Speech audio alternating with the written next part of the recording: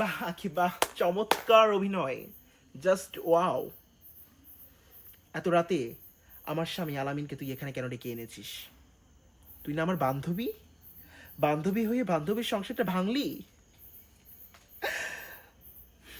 আলামিন তোমাকে বলি, আখিকে যদি এতই তুমি আর পছন্দ, তাহলে ওকে কেন বিয়ে করলে না? কেন এই সীমার জীবনটাকে নষ্ট করলে, ব্রোকেন করলে? আমি জানি মেয়েরাই মেয়েদের ঘর ভাঙে, তারপরেও আখি তোকে আমি বিশ্বাস করেছিলাম, আর তুই আমাকে ফাঁকি দিয়ে আমার স্বামী আলামিনকে নিয়ে। ছি ছি ছি ছি ছি। আমি চলে যাচ্ছি, কিন্তু যাওয়ার আগে একটা কথা বলে যাচ্ছে আখি, মনে রাখিস একদিন তোকেও কেউ না কেউ দেবে ফাঁকি। আলামিন গাবিনের টাকাটা পাঠাই দিও, মনে রেখো 535 কোটি টাকা। 24 ঘন্টার ভিতর যদি না পাঠাস, তাহলে তোদের ভালোবাসা ভর্তা করে খাবো আমি।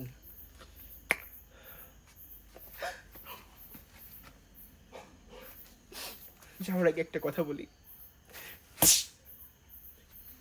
আর কোনো মেয়ের ঘর ভাঙিস না আখি। আর এর মতো কাপুরুষের সঙ্গে তো নাই।